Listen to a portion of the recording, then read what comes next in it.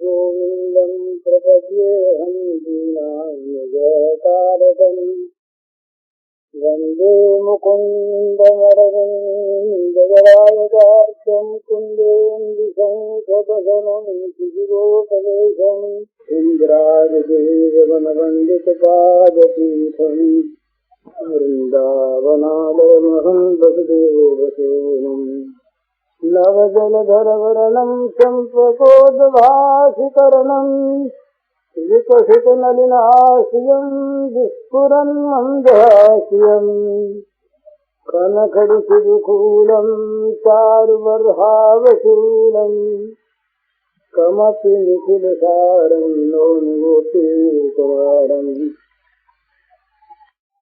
वंशीविभूषितकरान्नवनीराभात् पीताम्बराधरुणबिम्बफलाधरोष्ठात् पूर्णेन्दुसुन्दरमुखादरविन्दनेत्रात् कृष्णात् परं किमपि तत्त्वमहं न जाने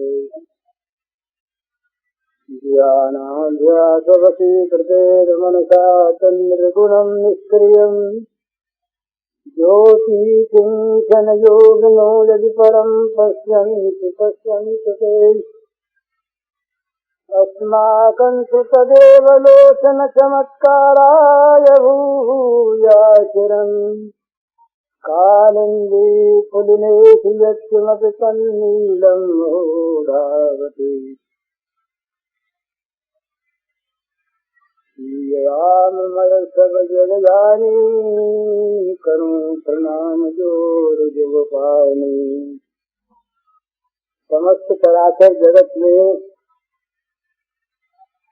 प्राणी मात्र के रूप में अभिव्यक्त श्री भगवान के पावन चरण कमलों में सभक्ति नमस्कार। कल अपने ये चर्चा के अंत में वैधि और रागानुगा भक्ति पर कुछ बात चल रही थी। जो भक्ति विधि पूर्वक होती है, जिसमें विधि की प्रधानता है, प्रीति की उतनी प्रधानता नहीं, जिसमें नियमों का बंधन अधिक है, श्रद्धा का उतना नहीं, जिसमें विधि का फल भी होता है और वो निष्कर्म भाव होने पर भी उसके फल की एक आकांक्षा होती है। वो निष्कर्म होने पर आकांक्षा होती है बंधन मुक्ति की। तो वैधि भक्ति वाला भक्त भगवान के दर्शन पा सकता है, भगवान से अपने किसी कामना की सिद्धि पा सकता है और भगवान से मोक्ष पा सकता है। लेकिन रागानुगा भक्ति, जिस भक्ति को कहीं कहीं परा भक्ति भी कहते हैं, प्रेमा भक्ति भी कहते हैं, और केवल प्रेम नाम से भी जिसका परिचय होता है, उसका फल केवल एक है, सप्रेष्ठम लभते। ये नारद जी का सूत्र है कि प्रेम के द्वारा जो भगवान का सेवन करता है उसको प्रियतम मिलते हैं। प्रेष्ठ भगवान मिलते हैं नहीं कहा, ब्रह्म का साक्षात्कार होता है नहीं कहा, बोध होता है नहीं कहा। ये सारे प्राय मुक्ति के पर्यायवाची शब्द हैं। साक्षात्कार है, बोध है, आत्मज्ञान है, मुक्ति है, मोक्ष है, भगवत प्राप्ति है, ये सभी प्रायः मुक्ति के पर्यायवाची शब्द हैं। पर ये एक नवीन शब्द है, नारद जी ने कहा सप्रेष्ठ लभते। वो प्रेष्ठ को प्राप्त करता है, अर्थात उसे भगवान की प्राप्ति होती है प्रेमास्पद के रूप में। और ये एक बहुत विलक्षण स्थिति है कि जहाँ प्रेमास्पद की प्राप्ति होती है वहाँ भक्त को भगवान कुछ देते हैं, वो अलग बात है। प्रेमास्पद प्रेमी को देता है सो या नहीं है। प्रेमास्पद प्रेमी से लेने के लिए लालायित रहता है। ये एक विलक्षण भाव है। कर्म, ज्ञान, भक्ति, योग, इन सब में भगवान से कुछ न कुछ पाना है। कर्म में भी भगवान से पाना है। कर्म का फल या निष्काम होने पर नैष्कर्म सिद्धि, ये कर्म का फल है, मिलता है। योग में भगवान की परम ज्योति में विलीन हो जाता है आदमी, जिसे हम असंप्रज्ञात समाधि कह सकते हैं। योग का फल परमात्मा की प्राप्ति है। उसमें भी लेता है कुछ, साधक लेता है। साधक इन योग में, कर्म में, भक्ति में और ज्ञान में शुरू करता है लेने की इच्छा से ही। और लेने की इच्छा भुक्ति हो या मुक्ति हो, कोई सी भी हो, पर अपने लिए कुछ पाने की इच्छा रहती है सब साधनों में। भगवान देने वाले रहते हैं सब में। जितने भी साधन हैं सबकी सिद्धि में भगवान दाता हैं, भगवान देने वाले हैं, भगवान लेने वाले नहीं। पर इस प्रेम के साम्राज्य में विलक्षणता है कि देने वाले लेने वाले बन जाते हैं। आप्त काम, पूर्ण काम, सकाम बन जाते हैं। नित्य निरीह इच्छा रहित भगवान इच्छा संपन्न अपने को बना लेते हैं। जिनको कभी भूख प्यास नहीं लगती वे भूखे प्यासे भी बन जाते हैं समय पर। तो ये सब क्यों? ये सारा का सारा प्रेम के रस का आस्वादन करने के लिए। प्रेम रसास्वादन के द्वारा भगवान का जो स्वरूप वितरण होता है प्रेमियों में, उसकी कुछ विलक्षण स्थिति होती है और उनकी अपेक्षा। तो वहाँ इसमें यहाँ का साधक चलता है भगवान को देने के लिए। ये बड़ा अंतर है। सारे साधक चलते हैं भगवान से पाने के लिए, पर प्रेम का साधक चलता है भगवान को देने के लिए। उसका प्रारंभ होता है देने की इच्छा से। देने के लिए उसके पास वो कुछ मांगता नहीं है, पर वो भगवान को सुखी देखना चाहता है। ये बहुत बड़ी एक लोगों की दृष्टि में हंसने की बात है। कहते हैं ये तो बड़ी विडंबना की बात है कि भगवान को सुखी बनाना चाहता है। क्या सुख उसके पास है जो भगवान को देकर सुखी बनाएगा? उसके पास कौन सी सुख की सामग्री है जो भगवान को सुखी कर सकेगी?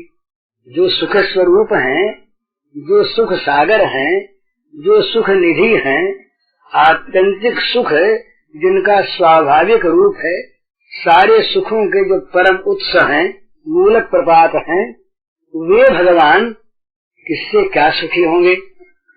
ये बड़े आश्चर्य का विषय होता है कि भगवान को सुखी बनाने के लिए, पर इस भावना में जो एक अमृत है, लेने की इच्छा, अपने सुख की इच्छा का सर्वथा परित्याग, ये जो त्याग है, ये त्याग रूपी जो महान अमृत है, इस त्याग रस का पान भगवान करना चाहते हैं। इसीलिए ये समझ लेने का विषय है कि इस प्रेम राज्य में भोग को कहीं स्थान नहीं है। त्याग से ही इसका प्रारंभ होता है। अपने लिए कुछ नहीं चाहिए, देने पर भी नहीं चाहिए, मिलने पर भी नहीं स्वीकार, इच्छा तो है ही नहीं। तो इस प्रकार की परिस्थिति में जो महान त्याग होता है वो त्याग अत्यंत पवित्र होता है। उस त्याग से एक स्वाभाविक विमल आनंद होता है, एक रस का निर्यास उससे निकलता है जो भगवान को लालायित करता है। भगवान उसके लिए भूखे भी बन जाते हैं, प्यासे भी बन जाते हैं। विभिन्न रसों में, वात्सल्य रस में भगवान भूखे हैं, प्यासे हैं, मैया का स्तन्यपान करने के लिए मचल उठते, वो खेलने का आनंद लेना चाहते हैं तो सखाओं से खेल करते हैं। तो ये सब चीजें भगवान क्यों स्वीकार करते हैं? उस त्याग का की महत्व इसमें है। तो त्याग से प्रारंभ होता है इस प्रेम का। प्रेम का उद्गम त्याग है। इसीलिए भगवान से वो त्यागी कुछ पाना नहीं चाहता, देता है और भगवान उससे लेकर सुखी होते हैं। देकर सुखी भगवान हमेशा ही होते हैं, पर यहाँ भगवान लेकर सुखी होते हैं। क्यों? कि वो लेना चाहता नहीं, उसको सुख होगा देने से ही। भाई वर्षा में जिनको न बैठना हो न बैठ सकें, जिनको जाना चाहिए, और आप लोग सब कहेंगे वर्षा जोर के आने पर तो हम बोलना बंद कर देंगे, तो आपत्ति की बात नहीं। पर उसमें विचलित भाव नहीं होना चाहिए। जिनको उठना हो उठ जाए, बैठना हो बैठे, तो सबके न जचे तो हम बंद कर दें, कोई आपत्ति की बात नहीं है। हाँ, तो बस ये रस है भला। अरे हमें छाता मत लगाइए, नहीं तो हम उड़ जाएंगे ना। आप अपने लगाइए, ये तो गुण करते हैं ना आप। तो ये रस है ना, रस में एक चीज होती है, ये तो मामूली रस है। यदि वास्तव में रसोपासना हो, वास्तव में रसोपासना हो, भैया हमको फिर बंद करना पड़ेगा। आप अपने लिए लगाइए, सब कहेंगे तो चले चलेंगे, केवल आपके कहने से नहीं। महाराज यहाँ से कोई उठने वाला है नहीं, और सुनने के वास्ते आए रस की बात, और रस तो बरस ही रहा है, इसीलिए बैठे हैं, इसीलिए आए हैं। तो आप कहते रहिए, आप आंख बंद कर कह रहे हैं, आप तो कुछ भी सुना नहीं रहे। जो सुनने वाला है कोई और है, और यहाँ से उठ के जाने वाला कोई है नहीं। अरे कुछ नहीं आती है बारिश को, उसी को ढकना चाहिए, बस वही हो रहा है। कुछ भी नहीं होना चाहिए, जरा होने दीजिए उसको। देखिए कोई नहीं उठने वाला रहेगा, कोई उठने वाला पहुंच जाएगा, कोई नहीं उठेगा। देखिए बहुत बड़ी परीक्षा हुआ करती है। आप राधा प्रेम की बात सुनना चाहते हैं तो मामूली वर्षा से विचलित हो गए, मामूली वर्षा से विचलित हो गए। ये बात हो जाने वाली, ये बात सुनना चाहते हैं हम लोग, करना चाहते हैं त्याग की परम भूमिका की। जहाँ पर मोक्ष के त्याग की चर्चा से आरंभ होता है, वहाँ पर मामूली या आराम का त्याग, सुख से बैठे से पानी बरसने लगा, इतने में विचलित हो गए। ये ठीक नहीं है। ये तो ऐसी चीज है महाराज, सचमुच ऐसी चीज है, यदि समझ में आ जाए और यदि भगवान की कृपा से जीवन में उतर आवे तो जगत का कोई दुख नहीं रहता। भगवान कहते हैं गीता में, यस्मिन् स्थितो न दुखे न गुरुनापि विचाल्यते। यस्मिन् स्थितो न दुखे न गुरुनापि विचाल्यते। गुरुनापि दुखे न, मामूली दुखी तो कोई दुख था ही नहीं। इसमें तो गर्मी में बल्कि कुछ आराम मिल रहा है, केवल सहन नहीं लेकिन अगर गुरु दुख हो, महान से महान भयंकर दुख हो, उस दुख में भी स्थिति से विचलित नहीं होता। यन लब्ध्वा चा परम लाभम मन्यते नाधिकम तपा। इससे अधिक सुख कोई है नहीं। ये सुनते सुनते जगन्नाथ जी कैसे बने कुछ मालूम है आपको? जगन्नाथ जी के बनने की कथा आती है, बड़ी सुंदर। कई कथाएं हैं। ये श्री श्याम सुंदर और दाऊ जी, इन दोनों के स्वभाव में एक चीज थी और है कि जहाँ कहीं प्रेम की मधुर चर्चा होती है वहाँ गए बिना इनसे रहा नहीं जाता। कहीं हो जहाँ इनके प्रेमी लोग मिलकर इनके प्रेम की चर्चा करते हैं, वहाँ ये चाहे छिप कर, चाहे लुक कर, चाहे गुप्त रूप से, चाहे प्रकट रूप से पहुंच जाते हैं, वहाँ इनको उसमें रस आता।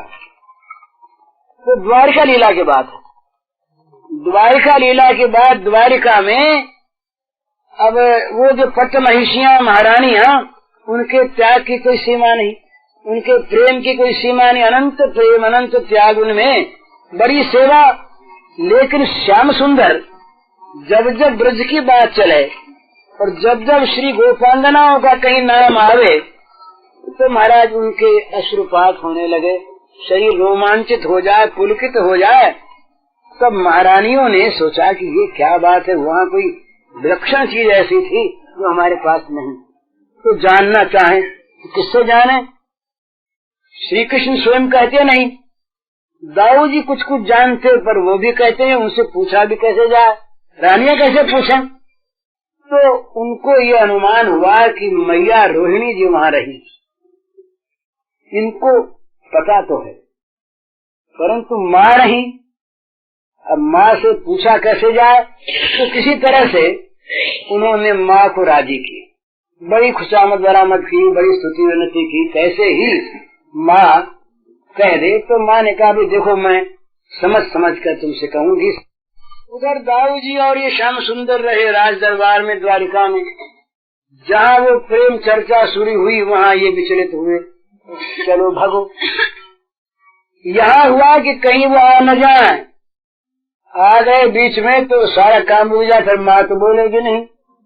तो सुभद्रा जी को बैठा दिया पैरे पर। माँ सुभद्रा जी से कहा कि तुम जा करके पैरे पर बैठ जाओ महल के, और अगर श्याम सुंदर आवे तो कह देना माँ की आज्ञा नहीं, बस नहीं आ सकेंगे।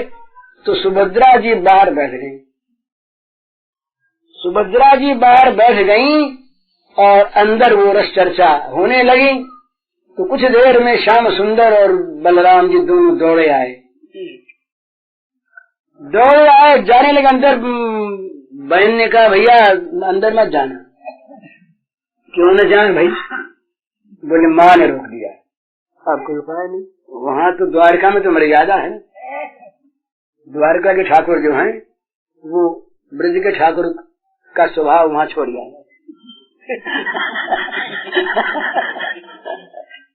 तो है दोनों एक ही, कोई तीसरे नहीं है। स्वभाव वहाँ का वहाँ के लिए, वहाँ का वहाँ के लिए। तो माँ की आज्ञा बैठ गए। अब सब बैठ तो गए, दाऊ जी बैठ गए, एक तरफ श्री कृष्ण बैठ गए, बीच में सुभद्रा बहन। दोनों को रोक देते हैं, उनके भाग जाए, दोनों हाथों से दोनों को रोकना पड़े।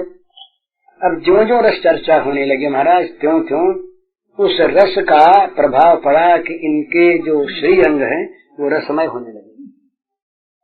यद्यपि भगवान के श्रीअंग सारे रसमयी हैं, उनमें कहीं हम जैसा हाड़ मांस, ये हड्डियां और ये सब मेद मज्जा नहीं है, सारा चिन्मयी है। पर लीला के लिए वो सब रसमय हो गए, और रसमय होकर वो धीरे धीरे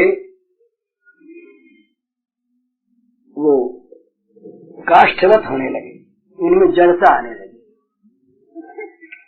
माने चेतन जड़ हो जाते, जड़ चेतन हो जाते। तो भगवान भी उस रस के द्वारा इतने आप्लुत हुए कि पहले रस रूप हुए और फिर जड़ काष्ठवत होने लगे। इतने में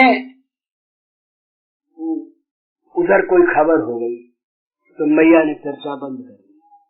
तो जैसे थे तो इनके पास बड़ी सोदरा बीच में, तो वो भी वैसी हो गई। तीनों काष्ठवत हो गए, लेकिन वो जो काष्ठवत हुए वो पहले तो सब रसमय हो गया था, तो काष्ठवत हुआ इतने इतने हाथ हुए, नेत्र ठीक नहीं बने, पैर ठीक नहीं बने काष्ठ के, रस रह गया। इसी बीच नारद जी आ गए। नारद जी ने देखा यहाँ की लीला, तो नारद जी काष्ठवत होने पर भी चेतन तो थे ही भगवान। नारद जी ने कहा कि महाराज ये क्या बात है, बोली ये बात।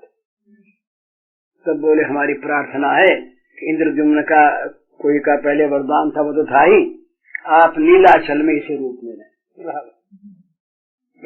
तो उस प्रेम रस की महत्ता बताने के लिए काष्ठ रूप जगन्नाथ जी और दाऊ जी और सुभद्रा बहन, ये तीनों तब से काष्ठवत वहाँ रहते हैं। आधे आधे हाथ, आंखें ठीक बनी नहीं, मुंह ठीक बना नहीं, इस तरह से वो चलता है। तो ये रस की महिमा है महाराज। तो रस की ये जहाँ आप गोपी भाव की बात कहना चाहते हैं, सुनना चाहते हैं, मैं यही कह रहा था अभी कि इसका प्रारंभ होता है त्याग से। प्रारंभ होता जहाँ भी स्वसुख की इच्छा है। ये बहुत बहुत गोपी भाव की बात सुनने और कहने वालों को याद रखना चाहिए सूत्र, तत्सुखे सुखित्वम, महाराज जी का सूत्र है। प्रियतम के सुख में सुख, अपने सुख की इच्छा का सर्वथा सर्वथा परित्याग, यहाँ से ये प्रेम शुरू होता है। इसीलिए इस प्रेम में भगवान ऋणी होते। जहाँ लिया जाता है ना, लिया जाता है, भगवान हनुमान के ऋणी क्यों हुए? भगवान राघवेंद्र हनुमान ने दिया ही दिया और देना माना ही नहीं, देना कभी नहीं माना। हनुमान ने खबर लेके आए, सब कुछ कर करा करके आए, भगवान शाबाशी देने लगे तो बोले महाराज इस शाखा के शाखा पर जाए। अरे बंदरों के में कौन से मनुष्य है, हमने क्या किया? तो हनुमान ने दिया ही दिया। तो महाराज उस पर उससे इतने प्रभावित हुए, इतना अपने को। तो वाल्मीकि रामायण में तो यहाँ तक कह दिया है कि देखो भाई, ऐसी स्थिति हुई नहीं जब ऋण चुकाने की कोई अवस्था आवे। जैसे कोई कर्जदार होता है ना, और कोई महाजन, तो बड़ा महाजन यदि हो तो वो उदार होता है, रुपया बाकी है, बाकी नहीं मांगता, नहीं मांगता। पर कभी उसकी परिस्थिति ऐसी बिगड़ जाए कि उसे वसूल करने की आवश्यकता पड़े, तो देखता भी खाते में किस किस ने पावने हैं, तो उनसे कहता है कि भाई हमारा इतना रुपया तुम्हारे नाम पड़ता है, दे दो। तो हनुमान तो महाजन है और भगवान राघवेंद्र कर्जदार है, कर्जदार है। ये कहते हैं कि तुम्हारा कर्ज मैं कभी उतार ही न सकूं, और तुम्हारी कभी ऐसी अवस्था हुई नहीं कि तुम्हें कर्ज मांगने का अवसर आवे। वरदान दे दिया साथ ही, और अपनी कर्जदारी हमेशा के लिए स्वीकार कर ली, कभी उससे उऋण हूँ। सुन कभी तुम ही उऋण में नाही, कर विचार देखा मन माही। प्रत्युपकार करो का थोड़ा, सन्मुख हो सकत मन मोरा। अरे वो महाजन के सामने सिर नीचा होता है, यहाँ कहते हैं मन नीचा, सिर ही नीचा नहीं। तुम्हारे सामने मेरा मन ऊंचा नहीं होता, इतना मैं कर्ज से दब गया। तो क्यों दे नहीं देना? जहाँ देना ही देना है, लेना नहीं है, वहाँ भगवान जरा थोड़ा सा उससे घबराते तो नहीं है। घबराना तो भगवान में नहीं होता है, पर थोड़ा सा हिचकते हैं, देख लेते हैं पहले कि इसको महाजन बनाए कि नहीं, महाजन बनने लायक है कि नहीं, देख लेते हैं।